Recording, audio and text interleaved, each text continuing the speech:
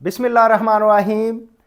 मैं हूं मोहम्मद आसिफ चौधरी और आज एक बहुत ही इम्पोर्टेंट टॉपिक इस हवाले से है कि मैं अक्सर इसकी बात करता रहता हूं कि प्रोविंसेस को भी अपना किरदार अदा करना चाहिए, क्योंकि बहुत सारे टैक्सेस प्रोविंसेस के पास हैं। तो इस बात को एफबीआर चेयरमैन ने आज एक आर्टिकल में वो उन्होंने डिस्कस किया, तो मैंने भी अपनी रिसर्च की, तो मैंने उसमें थोड़ा सा ऐड ऑन किया कि किस तरह से प्रोविंसेस जो है वो अपनी कलेक्शन ज़्यादा कर सकते हैं।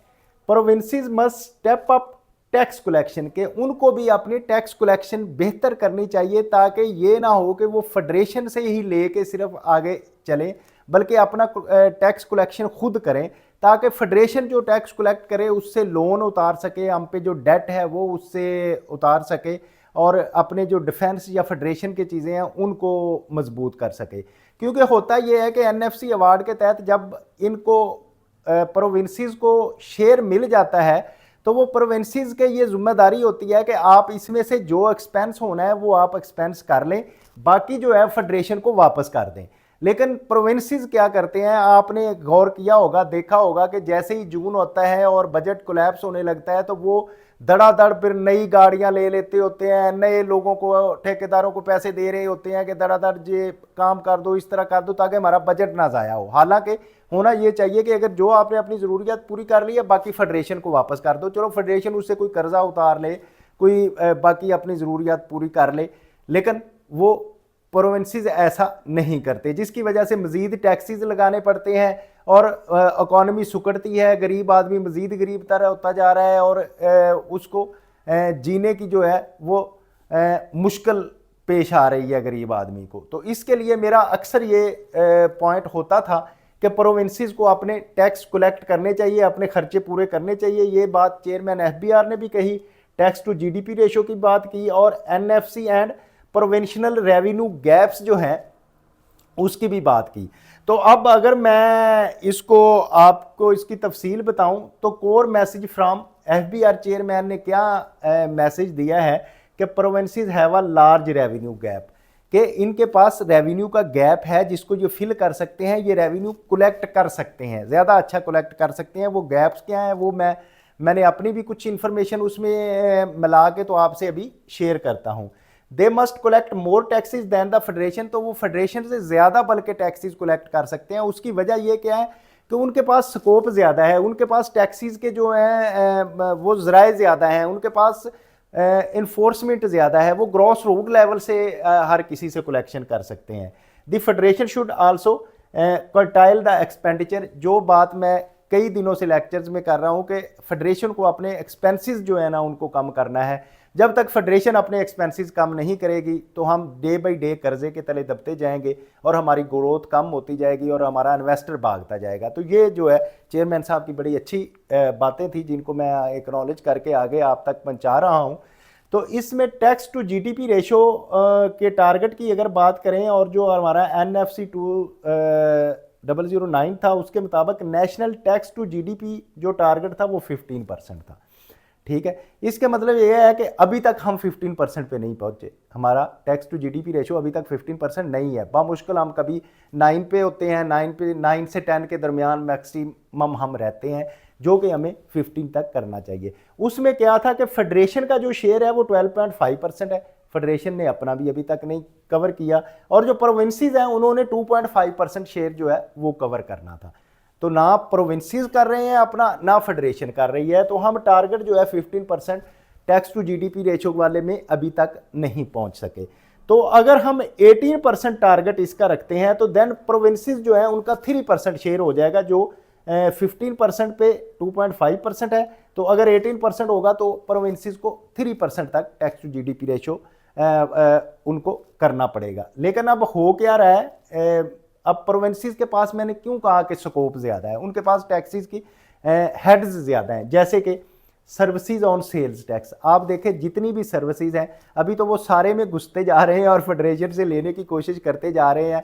रेस्टोरेंट्स उनके पास हैं, जितनी भी सर्विसेज हैं उनके पास हैं, फिर वो बहुत सारी जो टॉल मैन्युफैक्चरिंग है उसको भी अपने पास लाना चाह रहे हैं। तो सर्विसेज पे जो सेल्स टैक्स है एक मेजर पोर्शन है, उसमें से ले सकते हैं। फिर एग्रीकल्चर का जो इनकम टैक्स है वो फेडरेशन में एग्जाम्प्ट है, लेकिन प्रोविंसेस उसका टैक्स कलेक्ट करते हैं। और वो बाज़-औक़ात लोग क्लेम करते थे तो फेडरेशन हेल्प भी करती है उनकी कि ये रिटर्न में किसी ने एग्रीकल्चर इनकम क्लेम की है तो वो जाके बताते हैं कि इससे आप टैक्स कलेक्ट कर सकते हैं। इसी तरह प्रॉपर्टी टैक्स है, आपको पता है ये घर घर में प्रॉपर्टी टैक्स का नोटिस आता है और हर घर से कलेक्ट होता है। तो अब क्या वजह है कि इतना कम क्यों कलेक्ट होता है, कहाँ चला जाता है, लीकेज कहाँ है, ये देखने की बात है।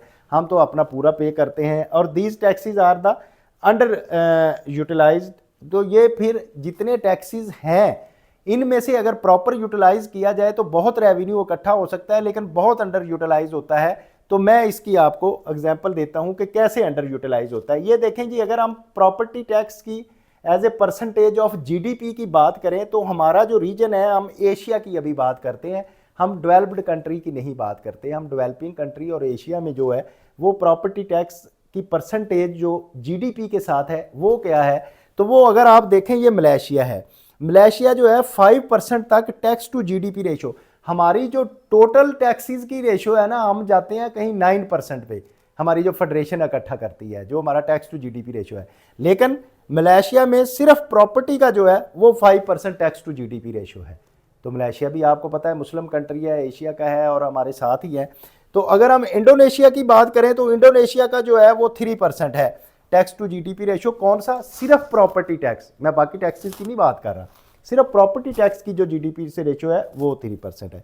अब आ जाए हमारा हमसाया मुल्क जो है, उसमें भी 2% तक टैक्स टू जीडीपी रेशो है, लेकिन अनफॉर्चुनेटली जो हम हैं हमारा 1% से भी कम है प्रॉपर्टी टैक्स की टैक्स टू जीडीपी रेशो। तो इसका मतलब है कि ये अगर इंडोनेशिया, मलेशिया, इंडिया ये जा सकते हैं तो हम भी कहीं इधर करके 3 के करीब तो आ सकते हैं ना, क्योंकि हम भी उसी, ये बहुत सारे ऐसे मुल्क हैं जो हमारी यूनिवर्सिटियों से पढ़ के उन्होंने अपने स्ट्रेंथन किया है अपना एजुकेशन सिस्टम, अपनी पॉलिसीज़ पाकिस्तान को देख के बनाई है, लेकिन आज हम सबसे नीचे हैं।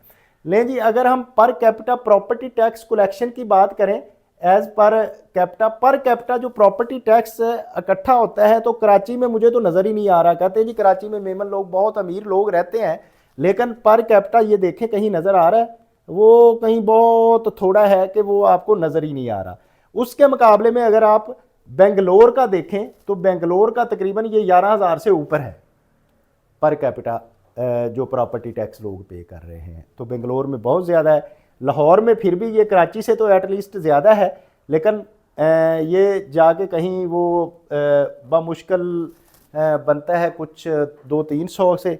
और जो चंडीगढ़ है हमारे हमसाये में है अपर पंजाब का, तो चंडीगढ़ का जो है वो तकरीबन वो लाहौर से ज़्यादा है। तो इसका मतलब है कि हम अपने रीजन के मुताबिक ज़्यादा बेहतर कर सकते हैं और हमारा कम हो रहा है, तो इसको हमें प्रॉपर करना है। वाई प्रोविंसेस जो हैं वो अंडर परफॉर्म, तो ये प्रोविंसेस क्यों अंडर परफॉर्म कर रहे हैं, कम क्यों कर रहे हैं? नंबर 1 तो वीक इन्फोर्समेंट है। मैं समझता हूँ कि इसमें टैक्स चोरी ज़्यादा है, क्योंकि वीक इन्फोर्समेंट इसलिए नहीं है कि हर घर में ये चलान तो पहुँचा होता है और लोगों से वो इकट्ठे कर रहे होते हैं, कईयों से मुकमका कर रहे होते हैं।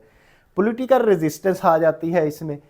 तो पॉलिटिकल रेजिस्टेंस इस वजह से है कि ग्रॉस रूट लेवल पे होता है, तो ग्रॉस रूट लेवल पे जो पॉलिटिक्स है वो इस तरह की सेविंग्स उनको देती हैं अपने वोटर्स को, तो जिसकी वजह से ये प्रॉब्लम्स होती है। लेक ऑफ फेडरल प्रेशर, तो फेडरल का प्रेशर जो है वो कम है, ज़्यादा होने चाहिए। ये पॉलिटिकल रेजिस्टेंस में एनएफसी में भी बात अक्सर जिक्र होती है कि यार ये अपने सूबे जो है खुद इकट्ठा करें, तो उसमें अक्सर जो छोटे सूबे हैं या जिनमें स्पेशली सिंध है, तो वो उस पर जोर देता है जी नहीं, हमने फेडरेशन से अपना पूरा हिस्सा लेना है। लेकिन मेरा जो बीइंग इकोनॉमिस्ट ये ख्याल है वो ये है कि फेडरेशन को लोन को अगर हमने उतारना है और पाकिस्तान को तरक्की देनी है और इन्वेस्टमेंट को बेहतर करना है, तो प्रोविंसेस को अपने खर्चे खुद पूरे करने चाहिए। और फिर लेक ऑफ फेडरल प्रेशर भी है, और आउटडेटेड वैल्यूएशन सिस्टम जो है, बहुत पुराने इनके सिस्टम चल रहे हैं। इनके दफ्तरों के हाल का भी आप अगर देखें तो क्योंकि सारी दुनिया अब ऑटोमेशन पे आ गई है, तो ये जो है ना बहुत आउटडेटेड है इनका वैल्यूएशन का सिस्टम। उसको इम्प्रूव करने की ज़रूरत है, ऑटोमेशन में आने की ज़रूरत है, ऑटो कलेक्शन की ज़रूरत है। तो वो इम्प्रूव होगा तो ये प्रोविंसेस जो हैं ये भी बेहतर परफॉर्म कर सकेंगे। अगर हम टेक्नोलॉजी एंड इन्फोर्समेंट सक्सेस की बात करें, जैसे कि अभी FBR जो है वो मैं इसलिए ये बात करना चाह रहा हूँ, या चेयरमैन साहब ने भी ये बात इसलिए की कि अब जो उनका इतना आउटडेटेड सिस्टम है कि आज भी वो प्रिंट निकल के घर में फेंक के जाते हैं प्रॉपर्टी टैक्स कलेक्ट करने के लिए, और अगर कोई वो पैसे दे दे उनको जो प्रॉपर्टी इकट्ठा करने वाला है टैक्स, तो वो उसको फाड़ देते हैं और किस्सा ख़त्म हो गया। लेकिन अब जैसे कि फेडरेशन क्या कर रही है कि वो कैमरे इन शुगर मिलों में कर रही है, कैमरे लगा रही है, जिसकी वजह से 60 बिलियन रुपीस जो है ना वो टैक्स ज़्यादा इकट्ठा इंक्रीज होने का खतरा है, क्योंकि मॉनिटरिंग हो रही है, ऑटोमेशन हो रही है, कैमरों से वो डायरेक्ट उसकी मॉनिटरिंग होगी। तो इस तरह इसी तरह ये प्रॉपर्टी टैक्स है या ये है, इसको ऑटोमेट करने के साथ लोगों के वो पता तो इनको हर घर का है, लेकिन वो कलेक्शन कम होती है। और इसी तरह shows the effectiveness of monitoring system. तो ये मॉनिटरिंग सिस्टम जैसे फेडरेशन काम कर रही है, ऐसे ही अभी प्रोविंसेस को भी करने की ज़रूरत है। तो ये गैप बड़े आसानी से अपना पूरा कर सकते हैं। तो यूज़ ऑफ कलेक्टेड फंड्स, ये मैं मसला कई दिनों से उठा रहा हूं कि फ़ंड तो कलेक्ट हो जाता है, लेकिन उसका यूज़ कहाँ होता है वो बहुत गलत यूज़ होता है। एक्सपेंसेस बहुत ज़्यादा है, हमारे एक्सपेंसेस को हमें कम करने की ज़रूरत है। Revenue transfer to the provinces को कर देते हैं, और प्रोविंसेस उसको ऐसे ख़त्म करने की कोशिश करते हैं जैसे हराम की कमाई को ख़त्म किया है, और उनको ये नहीं कहते कि ज़रूरी चीज़ें हैं, ज़रूरत पूरी करने के बाद बाकी फेडरेशन को वापस कर दे।